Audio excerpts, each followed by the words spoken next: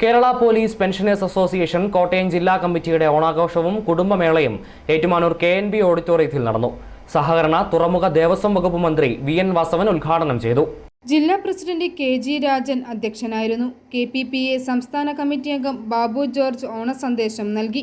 നമുക്കറിയാം, ഞാൻ ഉൾപ്പെടെ ഇവിടെ ഇരിക്കുന്ന മുഴുവൻ ആളുകളും ആദ്യഘട്ടത്തിൽ കേരള പോലീസ് അസോസിയേഷൻ്റെ സജീവ പ്രവർത്തകരും അതിൻ്റെ സജീവ പേരാളികളുമായി അല്ലെങ്കിൽ അതിൻ്റെ സജീവ പ്രവർത്തകരും അംഗങ്ങളുമായിരുന്ന ആളുകളാണ്. ആ സന്ദർഭത്തിലെ കാര്യം ഓർക്കുമ്പോൾ ഈ കാലഘട്ടവുമായി ഒരു തരത്തിലും തട്ടിക്കാൻ കഴിയാത്ത ജീവിത, സാമൂഹ്യ, കുടുംബ പശ്ചാത്തലങ്ങളായിരുന്നു നമുക്കുണ്ടായിരുന്നത് നമുക്കറിയാൻ കഴിയും.